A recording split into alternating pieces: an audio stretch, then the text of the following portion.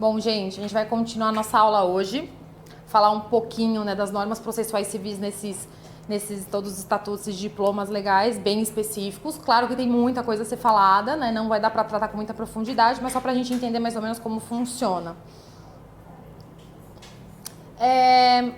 No ECA, né, a gente tem determinados procedimentos que devem ser realizados pelo judiciário, né, não tem como o conselho tutelar fazer, né, principalmente esses de destituição de poder familiar, com as coisas mais graves assim, tem que ter a intervenção judicial, né.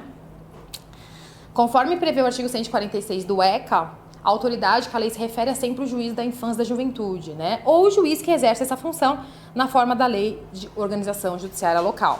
Tá? Então, em regra, se tiver na justiça estadual o juiz da infância e juventude, vai ser ele que vai tratar, né, vai ter competência para tratar dessas causas. O artigo 152, parágrafo 1º, diz que é assegurada, sob pena de responsabilidade, prioridade absoluta na tramitação de processos e procedimentos previstos no ECA, assim como na execução dos atos de diligências judiciais a eles referentes. Então, tem sim essa prioridade absoluta, até porque a gente está falando de criança e adolescente, né, em muitas situações de abuso, situações graves, né, que precisam de solução rápida, normalmente. Os prazos estabelecidos nesta lei são contados em dias corridos, né? Porque teve aquela polêmica, né? Aplica ou não aplica o prazo em dia útil e tudo mais, tal do CPC, mas ficou, né, expresso aí que não, continua sendo corrido, né? Para conferir maior celeridade. Excluído o dia do começo, incluído o dia do vencimento. Vedado o prazo em dobro para Fazenda e MP. Então, esse prazo em dobro que a gente tem, né, para Fazenda Pública e para o Ministério Público não se aplica aqui pelo mesmo motivo. Tentar conferir celeridade, né? Para essas causas envolvendo crianças e adolescentes em situação de abuso, né? Eu peguei como exemplo de procedimento a perda e suspensão do poder familiar, que é bem importante, né? Que inclusive pode ser uma fase anterior, né? Pode ser não, né? É uma fase anterior, por exemplo, à adoção, né? Você corta aquele vínculo, depois pode adotar. Quem tem legitimidade, né, para entrar com uma ação dessas? O MP é o quem demonstre um interesse legítimo, né? Quando é o MP, não precisa ter curador especial para essa criança, esse adolescente. Né? Caso seja outra pessoa, precisa. E se for outra pessoa que não é MP, o MP ele participa, ele intervém como custos legis, né? O fiscal da ordem jurídica. A doutrina traz pra gente que essa pessoa que demonstre ter interesse legítimo pode ser inclusive o particular que queira fazer a adoção. Já conhece a história, comprove o abuso ali tudo e ele mesmo pode ingressar, né? Mas ele tem que comprovar esse interesse legítimo. Não pode ser qualquer pessoa e chega lá e fala, olha, eu quero que tire o poder familiar dessa pessoa, desses pais, né? Lembrando que a gente não fala mais, já faz um certo tempo, em pátrio poder, né? Poder pátrio, poder familiar, pelos motivos que vocês já devem saber, né?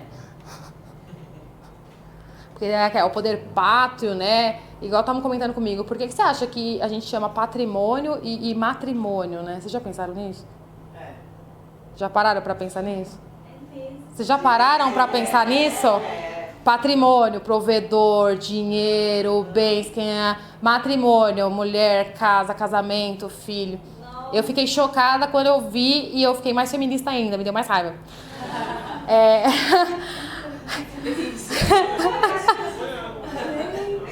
Não, eu fiquei chocada quando eu pensei, eu falei, meu Deus, o buraco é mais embaixo, socorro.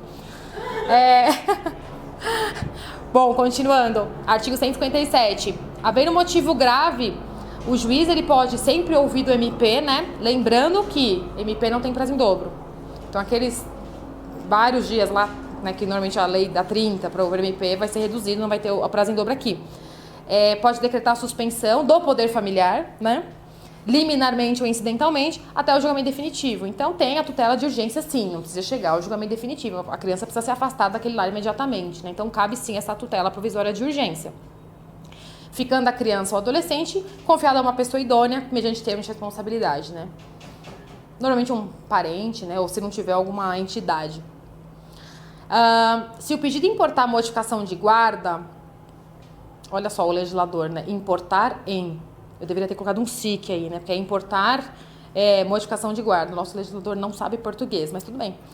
Se o pedido importar modificação de guarda, será obrigatória, desde que possível e razoável, a oitiva da criança ou adolescente. Então, sempre que possível, né? A gente tem que ouvir a criança e adolescente. né? Tem gente que acha que só porque às vezes é novo, tal, não tem que ouvir, desde que possível, respeitado o seu estágio de desenvolvimento, claro, né? E grau de compreensão sobre implicações da medida. É obrigatória a oitiva dos pais sempre que eles forem identificados e estiverem em local conhecido, ressalvados os casos de não comparecimento, quando devidamente citados. Claro, né? Se citou e não veio, você não pode ficar na dependência ali de desaparecerem um dia. Muitas pessoas nem têm pais, né? Ou, enfim, foram embora, presos, drogas e outras coisas. O STJ, ele fala, né? Como a gente mencionou ali no começo, que quando essa ação, né, de destituição tivesse sido ajudada pelo Ministério Público, não precisa nomear curador especial, nem mesmo defensor público, porque tinha essa questão, não precisa ter defensoria ali para tutelar o interesse do menor tal, não precisa porque já tem o Ministério Público lá. E até onde eu vi, essa jurisprudência ainda é pacífica, assim, ainda tem esse entendimento, já faz alguns anos.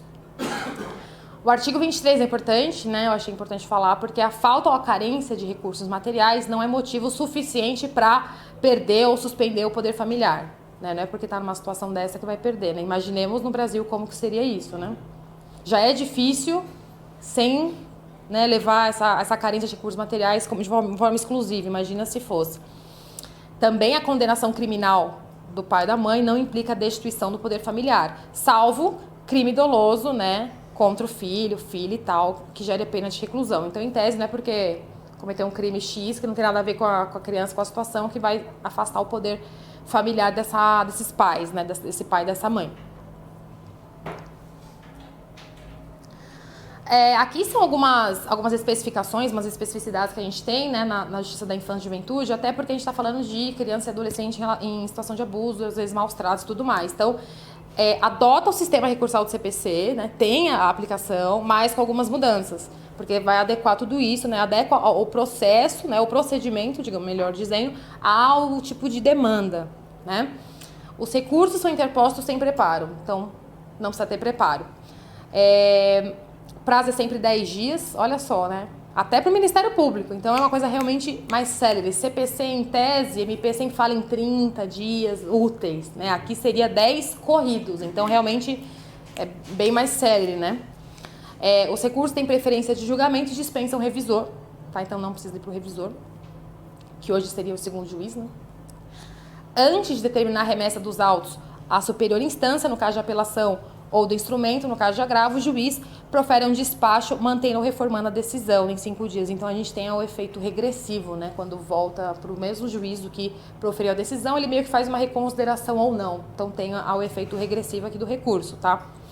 Mantida a decisão apelado ou agravado, o escrivão remete os autos à instância superior em 24 horas. Então, é uma coisa rápida, né? Tem que ser bem rápido. Não pode segurar o negócio ali, sob pena de responsabilidade. E até onde eu saiba, isso aqui é sério.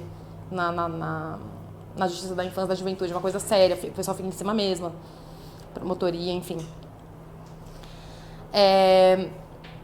Outra modificação em relação aos efeitos, né? Porque, em tese, gente, pelo CPC, quando a gente tem uma sentença, em tese tem efeito suspensivo automático pelo CPC atual, né? Automaticamente, salvo aquelas hipóteses que estão no artigo 1012, parágrafo 1º, né? Opera efeitos desde a publicação, aí tá lá um monte, né? Aqui a regra é o oposto, então é só devolutivo, porque a gente está falando de uma situação de urgência normalmente, né? Então, a sentença, por exemplo, que defere a adoção, produz efeito desde logo, embora sujeita à apelação, que será recebida exclusivamente no efeito devolutivo, salvo se tratar de adoção internacional ou houver perigo de dano irreparável ou difícil reparação ao dotano. Então, em regra, por exemplo, no caso de adoção, efeito apenas devolutivo, tá? A sentença que destitui ambos ou apenas um dos genitores, né, do poder familiar, também fica sujeita à apelação, efeito apenas devolutivo. Então, vai ser recebido recurso apenas no devolutivo. Isso é uma diferença importante, né? Porque a regra do CPC é sempre o duplo efeito. Lembrando que quem recebe, né, o recurso desde 2016, que é o vigor do CPC, é a primeira instância, né? É lá embaixo, não é mais em cima. Desculpa, é em cima e não é mais embaixo. E ainda no judiciário, eu ainda vi algumas varas recebendo porque, na verdade, agora ficou uma coisa bem burocrática, né? Intima outra parte e sobe, né? Tem vantagem e desvantagem, né? Não, difícil falar. Gente, É claro que a lei fala também que esses recursos, né, todos dessas causas vão ser processados com prioridade absoluta, devendo ser imediatamente distribuídos, não pode ficar lá retido na prateleira, né, os físicos principalmente. E os digitais também, né, porque tem gente que tem cartorário que não dá muita conta. Tá, é que eu coloquei 98 para falar de algumas outras coisas, inclusive uma questão que caiu no último concurso. As medidas de proteção à criança são aplicáveis sempre que os direitos reconhecidos na lei forem ameaçados ou violados. Então é sempre assim, né? Ação ou omissão, principalmente dos pais ou também do Estado, né? Ou só a conduta da própria criança, do próprio adolescente. Verificada qualquer das hipóteses previstas aqui no 98, a autoridade competente, no caso é o juiz, né, da infância e juventude, pode determinar, dentre outras, colocação em família substituta. Então, uma das medidas previstas aqui é a colocação em família substituta. Por que eu coloquei isso aqui? Porque na prova eu vi que caiu assim, uma alternativa falava dessas medidas como se a destituição do poder familiar fosse uma medida. E a destituição não é uma medida. É a colocação em família substituta que é uma medida. Entendeu? Porque eles colocaram como se fosse a destituição. Na verdade, a destituição ela é um pressuposto para você ter a colocação em família substituta, mas não está no rol. É uma pegadinha, né? Eu achei até sacanagem, assim, né? Porque é como se fosse praticamente, né? Porque se você tem a colocação em família substituta, é porque você teve a destituição. Mas caiu, estou falando aqui em São Paulo, inclusive. Mas nem sempre, né? Chama, o processo chama, né? Porque eu trabalhei no grupo de atuação. Sério? Quem criou esse grupo, ela foi família substituta de 40 crianças que foi acusada. Nossa! Então, assim, o juiz mandava para casa dela, ela já tinha um filho adotivo, eles já trabalhavam com isso. Nossa! E ela cuidava dessas crianças, até a família estar estruturada. Ah! Ou que pensava que estava abusada, então ela passou pela casa dela pelo menos umas 40. Nossa! E algumas voltavam para as casas? Só não voltou, assim, em situações muito graves. Tá. Mas algumas Mas, tá. Tudo bem que, por exemplo, esse lugar que eu trabalhei hoje tem 20 anos, né? Aham. E ela, já na época que eu fui trabalhar, já tinha 15, agora já está com 35. Tá. Eles trabalhavam em conjunto com a Fórum da Lá e com o Tribunal de Justiça. Sim. E ela sempre teve esse foco da criança, da família a família primeira. Tentar voltar, por né? mais que ela tivesse 12, ela adotou 12. Nossa! Ela tinha 12 filhos, 3 dela mesma e o resto era produtivo. Só que a família dela era uma família que já tinha concepção de adoção. Então, por isso que a mãe dela, então eles... Nossa, isso é muito, né? Então, assim, eles já tinham essa concepção. E aí, ela foi de família de 40. Tipo, 40 filhos passaram pela casa dela. E não é que estava destituída, não estava ainda. Ah, entendi o que você falou. Não, é que pode ser. Pode mas ser. às vezes não estava. Ah, entendi. Porque, por exemplo, tira uma situação de emergência. Vai passar para alguém. É. Eles colocaram no orfanato, colocavam com... Entendi. Ela tinha tipo um convênio, ela tinha um... o juiz sabia de como era o trabalho que ela fazia. Tá. E elas cuidavam, por exemplo, criança que estava com um problema muito grave, que tinha uma coisa muito grave, eles mandavam para casa dela. Aham. Entendi. Não, mas é que às vezes... E eles tinham feito tipo era um grupo, né? Não era só ela. Tinha umas pessoas ao redor dela que eles recebiam. Os familiares dela tinham essa pensão. E mais os amigos. Então eles recebiam as crianças que tinham essa pensão. Entendi. Isso daí no passado, não sei como está hoje. Depois ela até parou de fazer, tanto que ela ficou só por de adoção. Mas ela fez por muitos anos. Entendi, porque hoje tem os SAICAS, né? Eu até visitei um recentemente e realmente, assim, muita criança não sabe por que tá lá. Porque na verdade é melhor você ter de repente de uma família, mas desde que a família tenha essa concepção de que a criança não vai ficar e etc, ela pode não ficar. Porque dependendo da situação que a criança passou, ou quão pequena ela é, Sim. ela precisa de certos cuidados, ou Sim. doente. Então. Então tem todas essas situações. Sim. É muito complexo, é muito delicado, uma coisa que tem que ser por amor mesmo, né? Bom, a sentença que decreta a perda ou suspensão do poder familiar será averbada à margem do registro de nascimento. Né, gente? Porque você não é mais filho daquela pessoa, né? Em relação à adoção, né? Ela atribui a condição de filho ao adotado, com os mesmos direitos e deveres, inclusive sucessórios, né? Olha só, a lei precisa falar isso, né? Porque hoje em dia as pessoas ainda falam, eu tenho um biológico e um adotivo. desligando de qualquer vínculo com os pais e parentes, salvo impedimentos matrimoniais, né? Que são aquelas coisas tipo casar com seu pai, né? E pode acontecer. O mundo é pequeno, né? Não duvido que tenha acontecido. O Código Civil fala: perderá por ato judicial o poder familiar o pai e a mãe que castigar imoderadamente o filho, deixar o filho em abandono, praticar atos contrários à moral e bons costumes, incidir reiteradamente nas faltas previstas, né? E entregar de forma irregular o filho a terceiros para fins de adoção, né? Então, que nem aconteceu, né? Nem aconteceu. Nem acontece. Nunca houve em terras brasileiras, né, gente? Nossa, é uma coisa incrível. Como teve, né? Eu conheço muitas pessoas.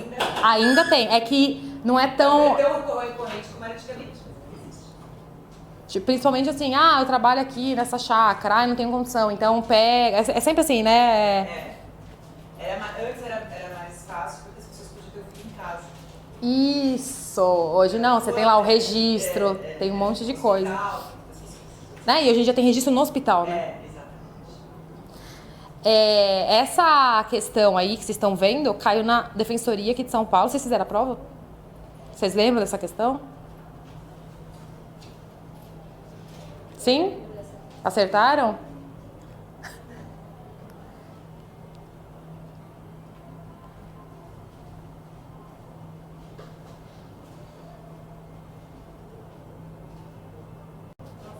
Não lembra?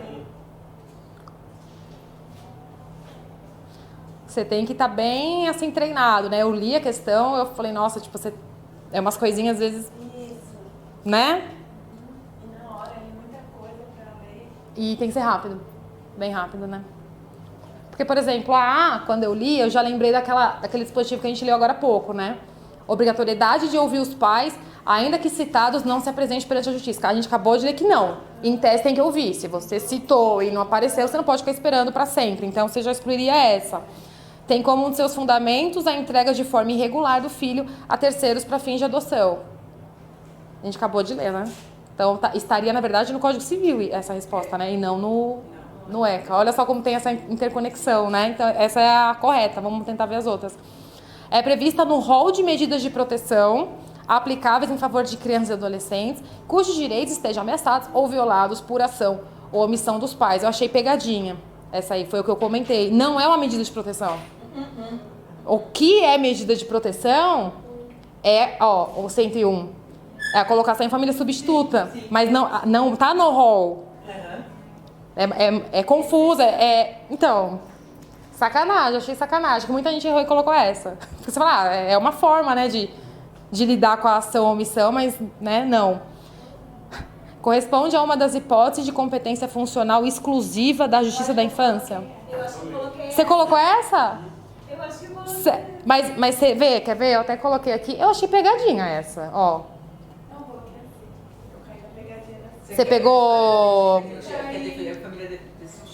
coloquei a competência da Justiça da Infância. Porque o 146 fala, a autoridade a que a lei está falando é sim o juiz da infância e juventude. Ou o juiz que exerce essa função na forma da lei. Porque tem lugar que não tem. Aí vai ser o juiz de direito ali da... Não, é isso, mas aí eu caí na outra. Se não é uma, é outra, né? Mas é uma... Nossa, eu achei bem, tipo... Bem capciosa. Meu Deus! Ali na correria é difícil ser perspicaz, assim, sério. Eu achei bem, falei, nossa, tipo... Tem como efeito a averbação da sentença, achei sacanagem essa também. Sentença de procedência à margem do registro da criança ou adolescente, desligando de qualquer vínculo. Isso, sim. Aí a parte final tá, salvo impedimentos matrimoniais. Eu achei muito estranho isso, porque de fato, na parte da destituição, não fala. Eles não colocam os impedimentos. Né? Mas na adoção fala. Eu achei sacanagem, entendeu? Achei muito... Falei, nossa, mas será que é tão assim, tipo, sabe? Eu achei estranhíssimo. Até ia perguntar pra vocês, o que vocês acham disso, assim, vocês que têm mais conhecimento, né, do concurso da Defensoria. Mas, tipo, o 163 fala, né, no caso da destituição, né? Não fala nada de impedimento matrimonial. O 41, em relação à adoção, fala salvo impedimentos matrimoniais. Então, quer dizer, foi errada porque, na verdade, estava se referindo à adoção e não à destituição. Só que você concorda que a destituição, é na destituição que você vai saber quem é irmão do cara? Sim. Não vai ser na adoção. Na adoção você não sabe. Normalmente, os registros vão ficar no fórum e muitas vezes não consegue colocar. Sim. Na verdade, teria que colocar os impedimentos matrimoniais na hora da destituição. Claro. Porque dá na mesma, gente. É aí que sai tudo. Porque, em tese, você não vai poder casar, né, com seu pai. Você coloca tudo. Você coloca Sim. a família tal, tinha o irmão tal, o irmão tal. Sim. E pronto, né? Sim. Achei sacanagem. Mas é a B. Mas é a B. Bom, falar um pouquinho do CDC. Gente, nos termos aí do microsistema, né, processual coletivo, um diploma processual você pode aplicar no outro e vice-versa, né?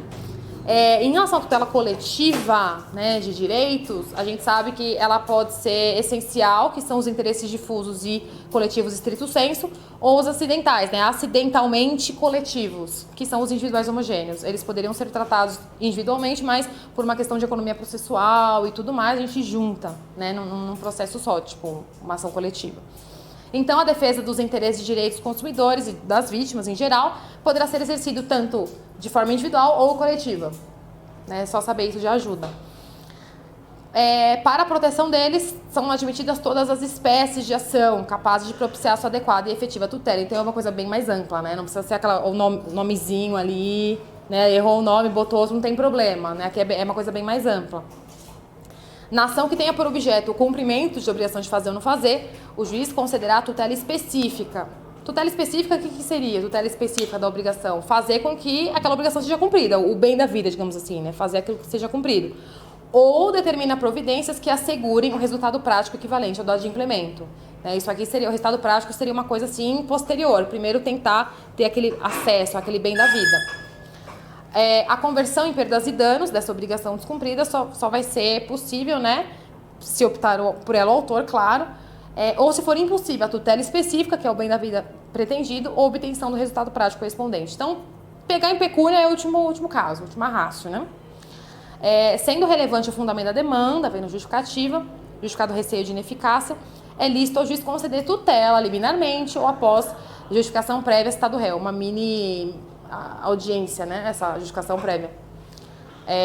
O juiz pode também impor multa diária ao réu, né, gente? A multa combinatória. As trentes, né? E tudo o mais, né? Lembrando que pode aumentar, diminuir o valor, né? Até o Código de Processo Civil prevê isso, inclusive no decorrer ali. Para tutela específica ou para obter o resultado prático, ele pode determinar outras medidas, busca e apreensão, remoção de coisas e tudo mais. Então, tem muitas coisas para fazer aí para cumprir. O 82 é importante, ele fala da legitimidade, né, para defender coletivamente, né, esses interesses. A gente tem que lembrar que todos esses legitimados, eles podem atuar sozinhos, né, não precisa estar todos juntos. Né? Então, a legitimidade ela é disjuntiva e concorrente. Concorrente porque todos podem, né, e disjuntiva porque eles podem atuar sozinhos. Não precisa ser todos ao mesmo tempo, né. Então, MP, União, Estados, DF, municípios, entidades e órgãos da administração pública, né, que se destinem a defender esses interesses, e associações legalmente constituídas. Uma coisa que eu acho importante, que vira e mexe cai em concurso, é o Fluid Recovery, que é o artigo 100 do CDC.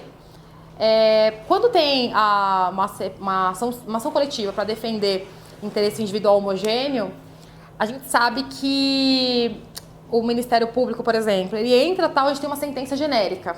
Dou procedência ao pedido para condenar a ré a pagar R$100 mil em razão dos danos. Ok. Essa sentença é genérica. As pessoas precisam se habilitar para conseguir a sua cota, é isso. Né, elas vão cumprir o julgado. Se habilitam... Isso, exatamente. Elas se habilitam e comprovam ali que tem a pertinência, elas provam a causa de pedir tudo, né, o caso delas específico, por meio de prova documental, ali naquele mesmo juízo e consegue pegar. Mas se passar 1 ano sem habilitação de interessados em número compatível com a gravidade do dano, imaginemos que foram 100 pessoas prejudicadas e apareceram 2. Né? Passado 1 ano, esses legitimados aqui, coletivos do 82, eles mesmos podem promover essa liquidação e executar essa indenização. É para não ficar ali, né, o Deus dará e ninguém vê, e, enfim, né, não tem um resultado prático. Mas nesse caso, como as pessoas não aparecerem em peso, né, essa indenização é revertida ao fundo ali da lei da CP. Então vai para o fundo, não vai para as pessoas e os seus sucessores. Até, às vezes aparece esse nome, Fluid Recovery, ninguém sabe o que está falando, né? Eu já vi perguntar em concurso, assim, segunda fase, o que é o Fluid Recovery? Você tem que ligar ao artigo 100, só para saber mais ou menos. E isso dos individuais homogêneos. Não se aplica a difuso e coletivo estrito sensu, até porque eles são essencialmente coletivos, né? Não precisa ter essa habilitação individual, certo? Porque já vão para o fundo mesmo, né?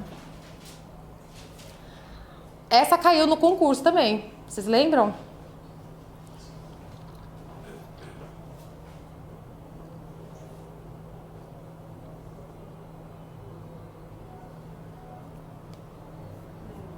E aí, acertou?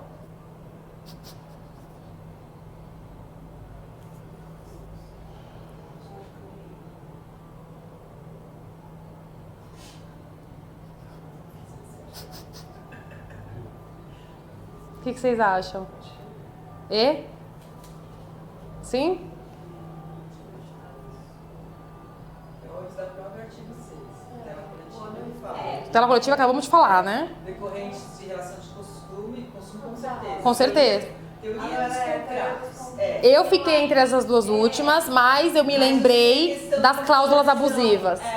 Tem 54, tem 51. O 51. Exatamente. Se tá falando de cláusula, tá falando de contrato. Então eu acho que é recurso civil, porque eu não me lembro que tem alguma questão dentro do Código do Consumidor que fala só de recursos, que você tem que interpor recurso e tal. Não tem mesmo. É aí mesmo. Porque isso aí, na verdade, você tem que ir lendo e falando, não, tá no artigo tal, por eliminação. Você não sabe. Você falando, peraí, você tem isso?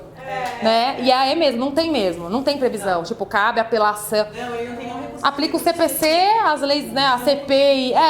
É um microsistema e tipo... Mas é aí mesmo, vocês acertariam. Nossa, é pelo menos uma questão assim mais rápida, porque normalmente você tem que ficar... Eu achei essa mais... Assim, é que você tem que ser perspicaz. Né? É aí, é o recurso civil. Estatuto da pessoa com deficiência, tipo, gente, é muita coisa também. Eu só coloquei umas coisinhas aqui só pra gente saber.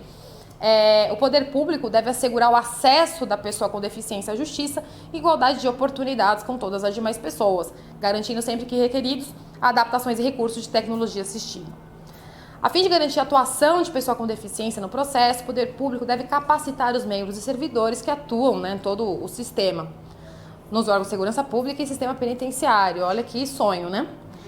Devem ser assegurados a pessoa com deficiência, submetida a medida restritiva de liberdade, os direitos e garantias que fazem os apenados justos sem deficiência, garantida acessibilidade.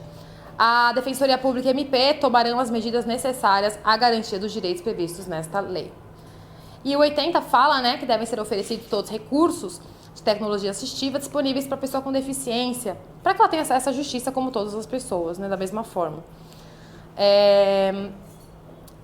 Tá falando assim, né, que a pessoa com deficiência tem garantido o acesso ao conteúdo de todos os atos processuais sem interesse, inclusive no exercício de advocacia. Então, você pode ter um advogado deficiente, inclusive tem, né? Tem vários já cegos e tudo, né? Então, não tem nada a ver a banir. A gente tá muito atrasado nisso, né? Então, assim, pensando, né? Eu fico pensando, assim, se pra gente que, assim, já tenha todas as condições possíveis, é difícil, né?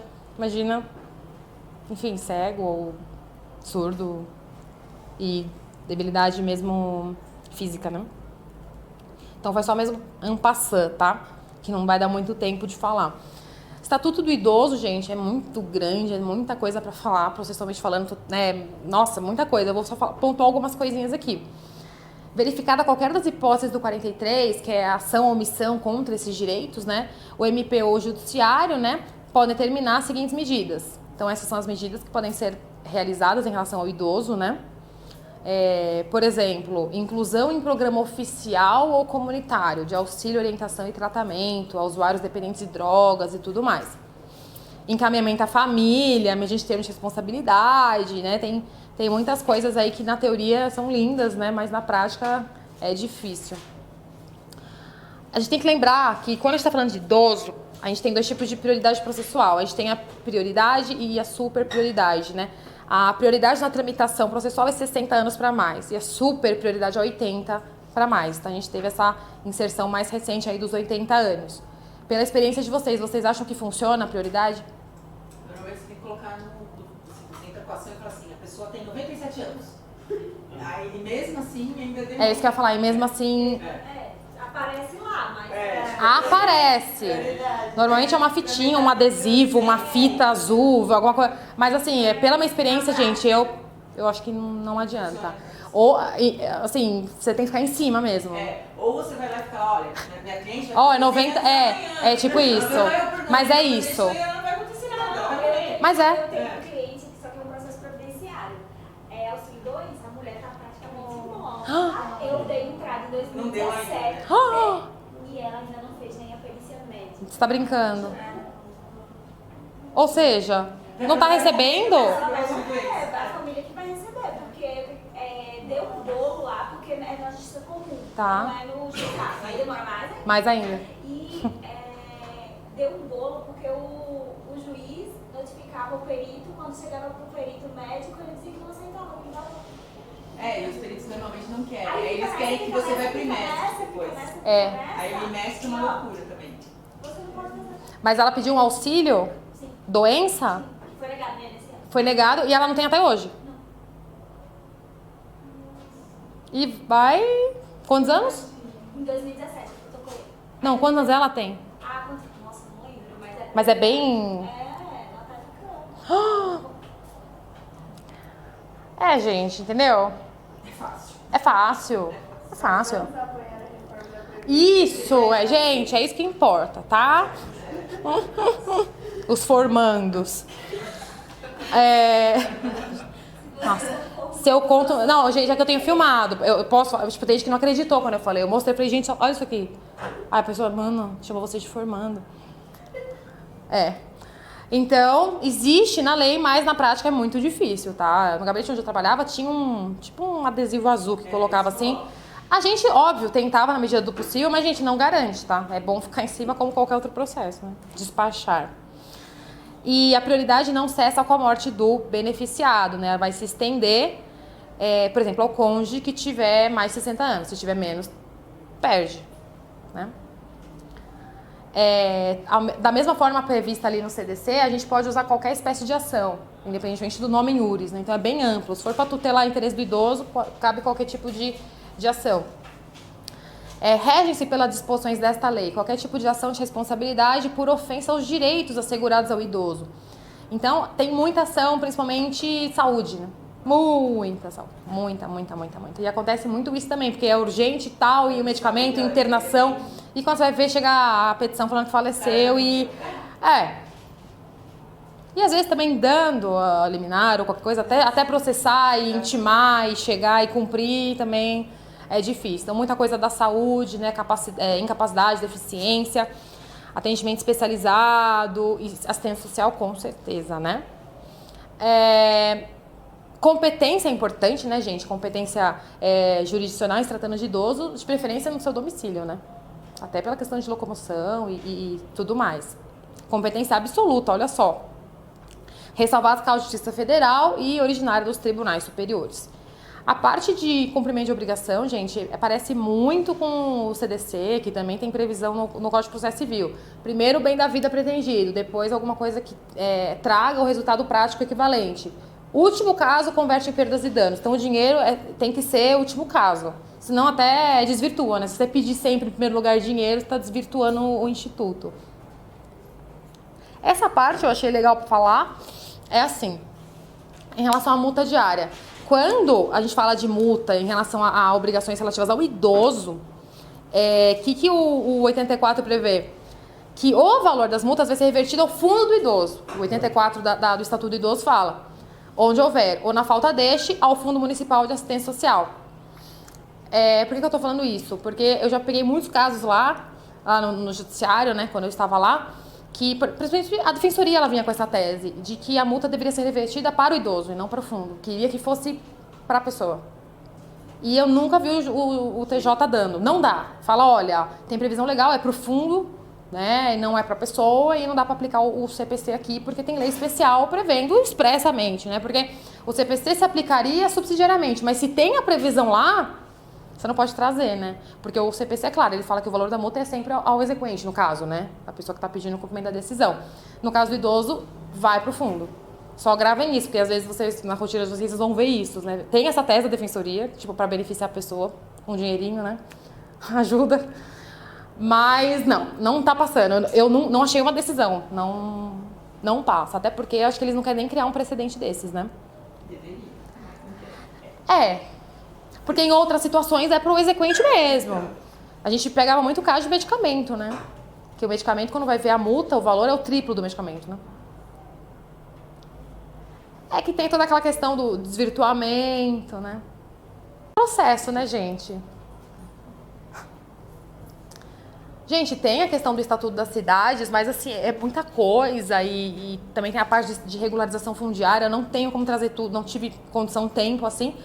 Mas só para vocês saberem, né, que a parte de usucapião especial de imóvel urbano tá no Estatuto das Cidades, né? Só para lembrar mais, tem os requisitos, né? Cada tipo de usucapião tem o seu requisito, da Constituição tem um, da lei tem outro, do Código Civil tem outro, são 1 milhão de tipos aqui, não tô aqui para falar, decorem, tem que saber, mas só para vocês saberem mais ou menos. Eu acho curioso, né, que a lei fala, né, no primeiro parágrafo do artigo 9º, o título de domínio vai ser conferido ao homem ou à mulher, né, ou a ambos, independente de estado civil. Eu acho muito engraçado falar isso, né, que tem que falar que pode ser conferido à mulher, né. Vocês não acham curioso? Acho. Não é? Porque na verdade, assim, quando as coisas são menores, por exemplo, Levando em consideração a questão do patrimônio. Vocês gostaram, né? Também tem, quando você vai pra moradia, eles põem o nome da mulher. Moradia do corpo. Ah, é? Não tem filho, principalmente. Sério? Porque sabe que o homem vai ter. E vai deixar a família sem nada, se puder, ele vai deixar. Gente, é muito cultural, né? É muito cultural. Moradia Não, popular, eles põem sim. o nome da mulher. Não, eu entendi. Não, cultural porque o homem vai embora. Não, a cultura de que o homem vaza, o homem não presta, a mulher que fica com o filho. É cultura, entendeu? Mas é uma coisa incrível. É recorrente. Então Sim. Eles acabam colocando o nome da mulher. Não, com certeza. Por exemplo, CDHU. Sim. Sempre o nome da mulher. É que eu acho curioso, tem que estar numa lei falando isso, né? Porque a gente não pode ser considerado ser humano como igual e em todos os aspectos, né? Não, tem que diferenciar mesmo. Porque na verdade a gente não era um ser humano. A gente conseguiu ser ser humano um pouco no Brasil depois de ter 8. Antes disso a gente não era. Morri. E tá difícil.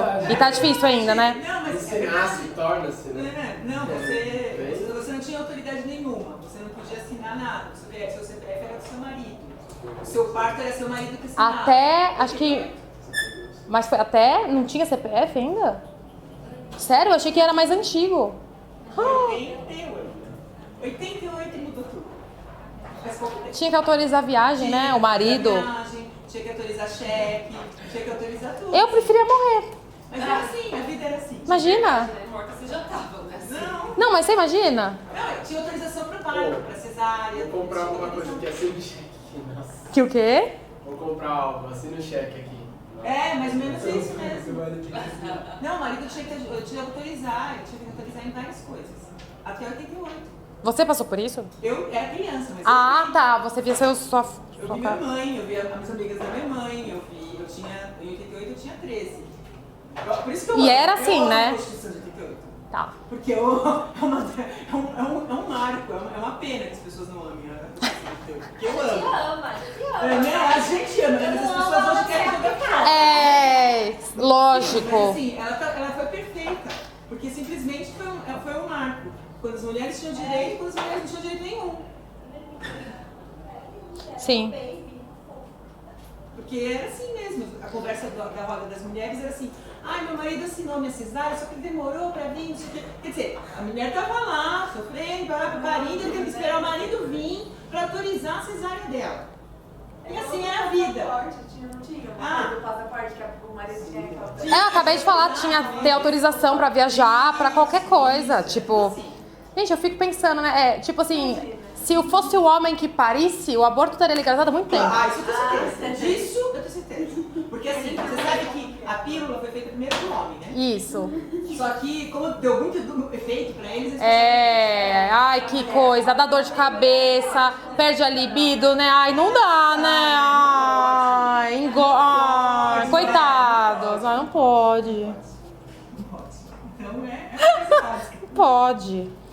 Então, ó, a mulher ou o homem pode receber o título aqui. Aí tem núcleos urbanos informais, né? Porque na verdade é um pouco outro requisito, né? Mudou um pouquinho lá de cima. Mas só pra você saber que existe, tipo, eu nunca vi caindo exatamente isso, mas como tava no edital, eu só coloquei aqui se alguém tiver interesse em ver um pouquinho mais, tá? Caiu umas coisas de que na verdade não estão no estatuto. Eu vi que caiu coisa de aquela zona especial de interesse social, ZEIS, não sei se vocês lembram. Tá numa lei federal bem específica. Não sei se vocês conhecem isso, assim, é que não estava aqui exatamente, mas eu dei uma olhada, fiquei meio assim. Falou das ex? E aquela REURBIS? Tá. Então dá pra ver que a defensoria gosta dessas coisas, né? Regularização e... Porque, na verdade, o cliente dele tem essa situação. O cliente dele, né? O pobre, né? Como você falou. O assistido. É lógico, né, gente? Isso aí é terrível. E é pior ainda quando é terreno público, né? Como lidar? Como lidar? E muitos compram, né? Sim. Isso, foi essa a questão. Sim. Foi isso? Compram. Como você vai falar pra assistir que ele comprou e não Tudo que ele juntou na vida E não vale nada. Não vale nada. É complicado. Aí chega no judiciário, o judiciário não quebra precedente, porque, né? Olha onde a gente vive nesse país, né? Tem disso, é infinito. Então vai para aquelas, não, mas é o bem público, mas é imprescritível, não pode usar o CAPI, mas não sei o quê, mas ainda... E aí a gente ainda lá tentava falar assim, tipo, programa habitacional não dá, porque não tem. Mas, tipo, um aluguel social, tentar sempre... Mas é difícil, né? Não funciona. É diferente, por exemplo, isso que eu falo, são direitos fundamentais diferentes. Então, tipo assim, você tem a moradia, tal. A saúde é assim, olha, eu quero remédio que não tá na lista do SUS. É mais fácil você dar, porque é um remédio. Você vai lá, tal. Agora, habitação, gente, eu acho muito complexo. Eu nunca trabalhei, eu sei que tem secretaria de habitação e tal, mas deve ser meio tenso, assim. Não sei se vocês têm experiência, mas... Qualquer discussão. É muito complicado, né? E eles chegam desesperados, né? Devem chegar lá, tipo... Eu já falei pra assistir que ele tinha que sair mesmo, né? Porque tem uma idosa, uma pessoa falada. Mas ninguém gosta. A gente tem que sair, não tem. Não tem jeito. O tribunal, ele tem, o TJ, um órgão disso. Eu não lembro o nome agora pra passar, mas tem um órgão que só lida com isso, com essas questões de irregularização. É tipo, tentar dar uma delicadeza, mas acho complicado. Assim, só o artigo 11, que eu também achei importante, né, que quando tiver pendente essa ação de usucapião especial urbana, ficam sobrestadas outras ações, petitórias ou possessórias, que venham a ser propostas relativamente ao mesmo imóvel. Então, a preferência aqui é da usucapião. Eu coloquei essa questão, acho que foi a última que eu vi, alguma coisa relacionada ao que a gente falou hoje. É uma questão também, não sei se vocês vão lembrar dela, quem fez a prova, né? Tá falando que a tutela coletiva é regida por um sistema específico, que a gente chama de microsistema de tutela coletiva, sendo que as regras do processo civil comum se aplicam subsidiariamente ao processo civil coletivo, complementando de forma harmônica e racional. Quanto à relação entre as coletivas e o CPC, é correto. Vou dar um tempinho aí, vocês resolvem.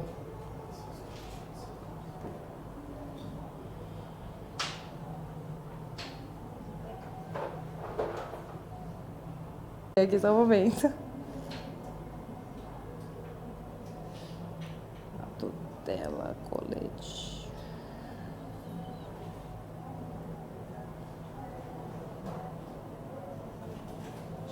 Das outras que estão completas, vocês acham que alguma tá certa? A B. É inviável a combinação de regra procedimental? O que vocês acham?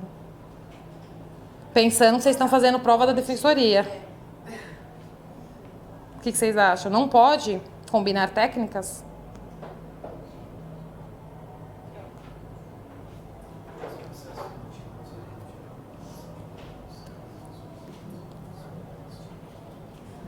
A letra A tá estranha, né? Tipo, como assim? Né? Como assim o juiz pode escolher não enfrentar todos os argumentos deduzidos capazes de infirmar a conclusão? Isso tá no 489 do CPC. A gente, em tese, sempre tem que, né? Se tem um argumento ali que pode mudar a posição dos juízos, tem que, né, gente? Então, essa dá pra cortar. Nos processos coletivos não se admite cumulação de pedidos, caso os procedimentos forem diferentes. Sendo inviável combinação de regras, não tá estranho? Tipo, como assim? Tá tudo estranho. Tutela de evidência não se aplica? Mas por que? Eu fiquei pensando, por que não se aplicaria, né? Não se cumprir os requisitos aqui do artigo, acho que é 311, né? Alguma coisa assim, não teria problema. Ainda que presentes os requisitos legais, nas ações coletivas não se admite RDR. Falso? Não, eu também acho. É que eu tô procurando aqui. Mas eu também acho, até porque, tipo, eu não sei por que não caberia, sabe? Eu acho que não, só. Eu acho que aí fala em menção, só pode ocorrer se ele for. Se houver o pedido, não é? Alguma coisa assim. O quê? A letra E, eu acho que o complemento dela Olha, você lembra? Eu acho que é. Nas ações coletivas, a inversão do ônus somente pode ocorrer se presentes os requisitos legais e em benefício dos titulares dos direitos coletivos em sentido amplo ou da coletividade. É o que mais faz sentido. Nossa, não sei porquê, acho que cortou com alguma coisa, não sei como. Até porque, né, gente, você não pode inverter pra outra parte, né? Imagina. Juiz querendo aplicar a dinâmica contrária, eu não duvido, tá? Ah, também não. Mas, na verdade, não pode. Bom, gente, é isso.